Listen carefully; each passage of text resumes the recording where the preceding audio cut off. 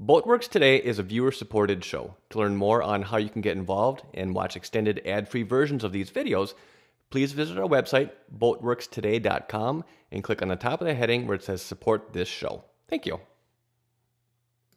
So welcome back, everybody. I hope you're all doing well. My name is Andy with Boatworks Today, and this week we're going to be going over how to break down and clean a spraying system, specifically a pressure pot system. Now, you may be saying to yourself, wait, what?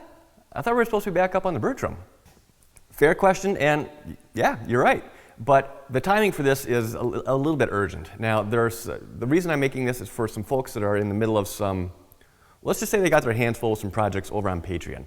And right now, one of the people in particular is getting ready to start, I guess he's ready to start applying the primer and the paint, which I'm going to go through and give you a little bit of an overview on his project here in a minute. But with the system that he's going with, I was trying to explain to him, after you're done painting at the end of the day, how you go ahead and break down everything and flush it out and clean it. And it was getting really kind of confusing to try and explain.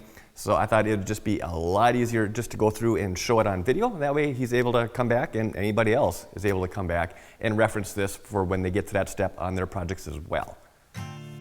So here's the project that I'm referring to. It is a 1964 Chris Craft Roamer with an aluminum hull, and essentially Mark is doing a top to bottom, inside and out, full restoration on it. Some of the things he's had to deal with on this project are fiberglass delamination and essentially full core replacements up on the foredeck, along the side decks, pretty much all the way around the boat. Now, since this is an aluminum hull, there isn't a whole lot of repair work he can do. The only thing he can do there is really just kind of fair certain areas in the best he can. Sand it all down, clean it, and well, now you're ready to start shooting material. Now, did I mention that this is all stuff that he has never done before? That's pretty cool. So now when we were going over the different options that he had for applying the primer and the paint, what we ended up landing on was that certain areas were going to be rolled and tipped, and then other areas were going to be sprayed. Now, initially, what he ended up going with was just, a standard kind of a cup gun, something like this, where you put your material in on the top, it's a gravity fed, and then, shoots out the tip here. Now, these work really, really well for, in particular, small to maybe medium-sized areas. When you're looking at doing large areas, say like entire hulls, what you run into is that, well, this cup can only hold so much material, and so you're able to work a ways down the hull. All of a sudden, now you're out, you gotta jump down, mix up some more paint, strain it, put it in here, and then jump back up where you left off, hoping that you didn't take too long where you lost your wet edge. Now, I say he initially started with this cup-style gun because he quickly realized that, well, this jumping up and down and having to mix up and reload the gun 20, 30 times in a day, it was just getting a little old real quick. So now what he eventually ended up switching over to was a pressure pot system similar to this. In fact, I think I have a picture. I'll put up a picture of the actual system that he's using.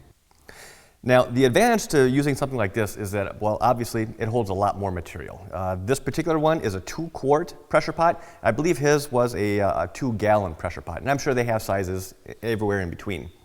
Now, the way that these operate, now these are a little bit more, they have a little bit more going on than, say, like a regular old cup-style gun. But the way that these work is you hook up your air line going in right here. And then that goes into, it's like a regulator valve, which is, this little thing right here. And then from here, it splits the air going into 2 different directions. One is just a straight bypass, comes out through this top port, and that eventually swings back around and goes into the air input on the actual spray gun. Now, the other direction that this regulator ports the air is to push it down inside the pot. That pressurizes the pot, hence the term, it's a pressure pot. And you can adjust this, this regulator is adjustable. I usually keep it around 10 pounds of actual pot pressure. But what that does, let me see if I can open this up here.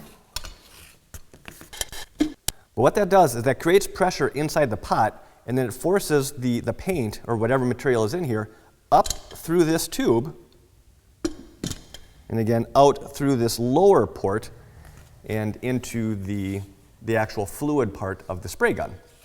Now, the key to maintaining these spray systems, whether they're a pressure pot or a conventional cup gun, is you've got to keep them clean. I mean, really clean. The exterior, you know, that can get all a little crusty with paint, and that's fine. But as far as the internal working components, they need to be kept whistle clean if you're going to get repeatable, I guess, spray patterns and just good results. Now, in respect to the pressure pot system, one thing that I like to do is I never, ever put raw paint inside this pressure pot. I'm always using a liner. And you know, this one happens to be a Binks pressure pot. I'm sure there are others, and I'm sure that they all make their own special liners that are designed to fit each of those pressure pots. So that's step number one. So let's fast forward and use our imagination a little bit here. Now let's just say that it's the end of the day, we've gotten all of our spraying done, and it turned out hopefully fantastic. Now, before we can leave for the night, we have to break everything down and basically clean the gun and the pressure pot and the lines. So now the first thing I like to do is just disconnect the air line. And on the top of the lid here, there's a release valve. You know, it's just this little round part right here. So I open this up. That just removes any of the pressure that's inside the tank. So wait till that is done hissing.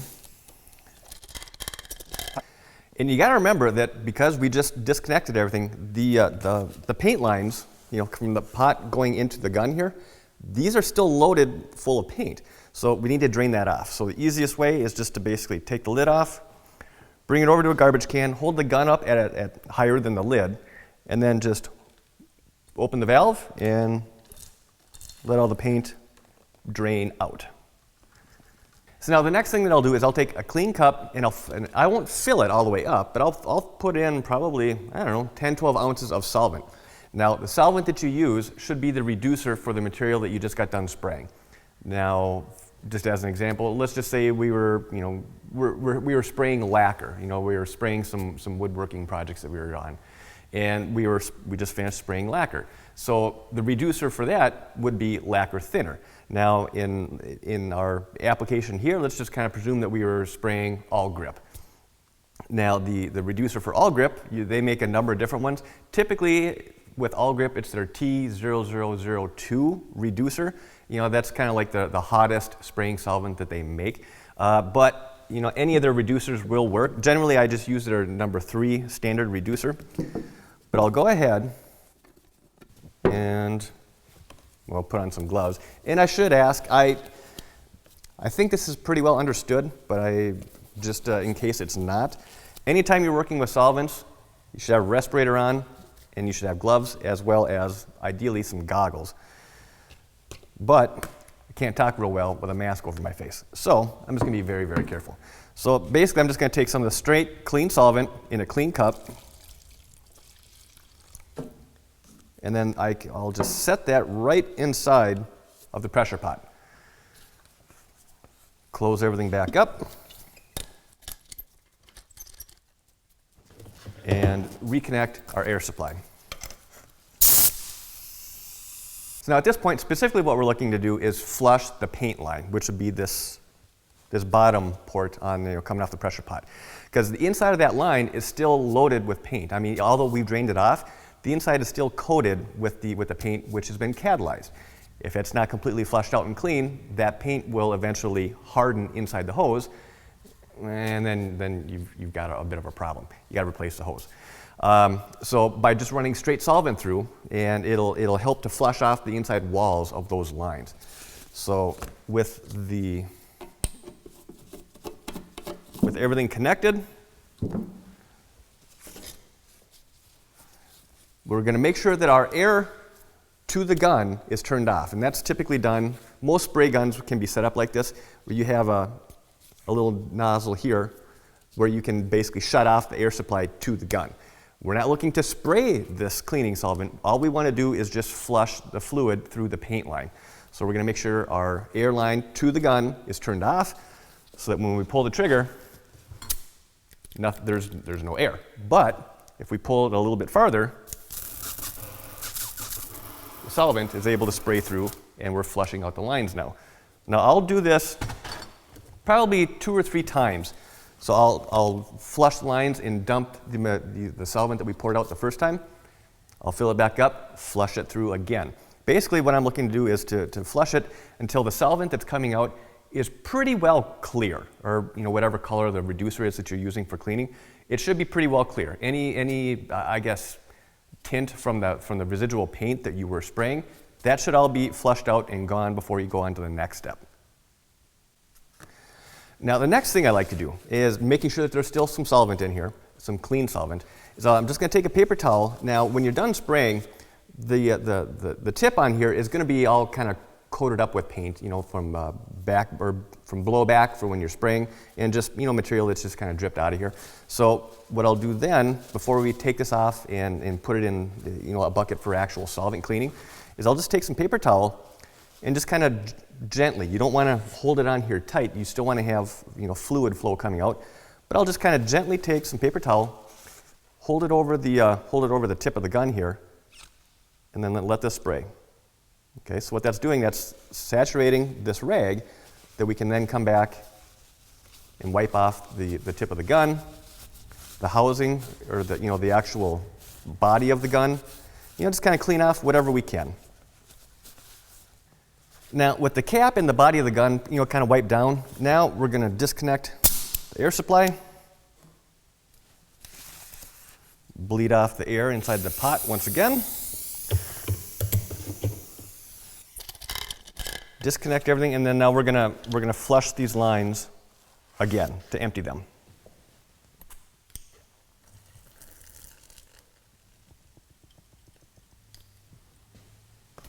So now typically this tube right here, usually just flushing it through with solvent cleans out the inside good enough, but if you're not sure, you can get yourself a paint cleaning kit. It comes with all the different brushes and whatever this is. So you can find these little brushes that'll fit up inside the tube, and then any residual paint that's left inside the tube, can be cleaned out. Also, which I did not do very well last time, you want to take some clean solvent and kind of wipe off the top of this lid here. Remove anything that's on the exterior of the tube, clean off the thing, clean off the gasket that goes around, and at that part, this side of things is done. So now we're going to switch our focus over to the actual gun. And for the most part, whether it's an HVLP, LVLP, conventional spray gun like this one, for the most part, they're all assembled and disassembled the same way. So first things first, I always like to, on the back here, you've got basically a knob for controlling your needle setting, which is how much it allows the fluid to go through, as well as your fan pattern up on the top here.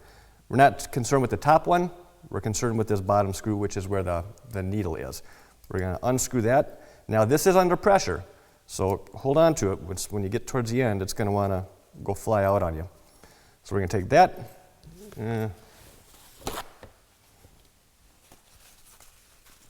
clean paper towel. We're going to take this, remove the spring, and then we're going to remove the needle. Now, typically, I will have a bucket, standing by that'll have some of the solvent in here for cleaning. And why don't we just do that? So the needle is going to go into the solvent. The cap gets unscrewed. Now again, be careful when you're holding this stuff, because this is two pieces. You don't want this to drop and hit the cement floor, because well, you'll be buying new parts. So then this as well goes into the solvent. So now at this point, the next thing that needs to be removed is the nozzle itself, but this gets unscrewed as well. Now, a lesson that I learned the hard way. You just use a standard crescent wrench for this. Now, when you're removing this, don't hold the gun, freehand while you're trying to unscrew this. There's too much wiggle room, there's too much movement here. What will happen, and I can say that because I've done this, is you'll, when you're getting ready to, when the seal on here finally breaks, this wrench is going to slip, and you're going to ding and dent the very, very tip of this. Bad way to end the day. So instead, take the gun, hold it down on a bench or a table, and then do it that way. Much less risk of damaging anything. And again, this is a part that you do not want to have hit the ground. So once that's removed, into the pool it goes. This part comes off, and that can just get set aside. Now in here, now again, this is where kind of have a cleaning kit is going to come in very handy. You know, there's a bunch of different size brushes. There's even these little, tiny little, well, not that one. These even, you know, tiny little brushes. And you're going to use these depending on what size you need. But you're going to use those. You're going to clean out the inside of these air ports, you know, in through here, as well as the inside where the actual nozzle is screwed in.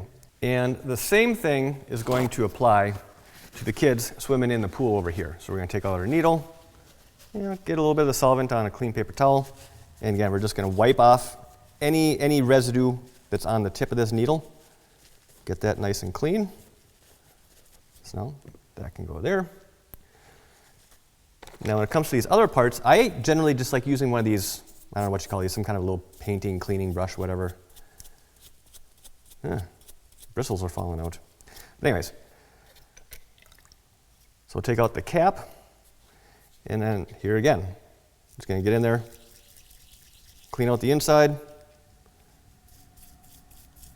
clean off the outside. And since these are two separate parts, the cap itself generally doesn't need any more cleaning other than that. But inside the air cap, there's these little air ports along the side ears, as well as, you know, inside around the center. Now there, you're going to want to, again, use these tiny little brushes and get in there and clean them out. Give it one more little wipe down, and that's good. And we're just going to repeat that same process for all of the remaining parts of the gun here. One thing I forgot to kind of mention here, and I didn't quite realize that until my gloves started melting on me, is when you're dealing with hot solvents like this, these little nitrile gloves, these are junk. These are good, they have its place, but when you're working with solvents, not so much. What you really want to be using are these like heavy duty latex gloves. Latex holds up to the solvents a whole lot better. So now at this point, it's just a matter of reassembly. So we're going to basically put everything back together in the exact order that we removed it. So this cap is going to go in.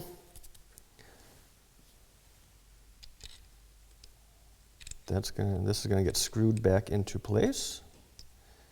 Carefully, you don't want to cross thread this. Then we need to tighten this down. Now, again, just like before, don't freehand it because you'll ding something up.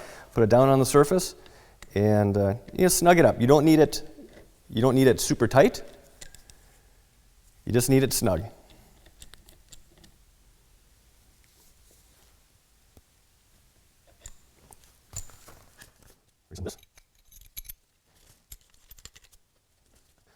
And the needle carefully gets inserted back in till the bottom's out. Spring. And then this is honestly, at least for me, this is the most difficult part of the whole thing, is trying to get this threaded back into the housing. It didn't happen to go first try. So as it stands right now, the gun is clean and the pressure pot is clean. Before I actually wrap everything up, put it in a box, and put it in for storage, the very, very last thing that I like to do is take a little bit more of some clean solvent, put that into a cup. We don't need a lot. Just basically what I'm looking to do is I just want to fill up the fluid line in here again with clean solvent, and that's how I'm going to store it. I'm going to store it with the lines full of the solvent. So just in case there is anything left inside the lines, being suspended with solvent is going to prevent anything from being able to cure or harden, and it just helps to keep the lines nice and clean.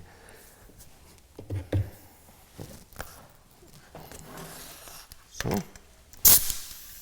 hook our system up again one more time. Again, we're going to make sure that the air is turned off. No air coming out. Then we're just going to charge the lines until the solvent runs nice and clean. Let off the trigger, disconnect the air, and bleed the pressure off of the tank. And that's it. I mean, that's really all that's to it. Start to finish, after you've done it a few times, cleaning the gun takes about maybe 5, maybe 10 minutes tops. So it doesn't take very long at all, but keeping it clean and maintaining it is going to make sure that the system is going to work very well for years and years and years. So take good care of your equipment. It'll take care of you next time you need it. So that's it. I think I'm going to close out this video. Now, I hope you enjoyed it. I hope you found this helpful. And if you did, hit that thumbs up button. If you have any questions, comments, please leave those down below. And if you're not already subscribed, hit that little subscribe button. I think it's over here, and along with that little ding bell thing. And as always, thank you for your time, and thanks for watching. This has been a Boatworks Today production.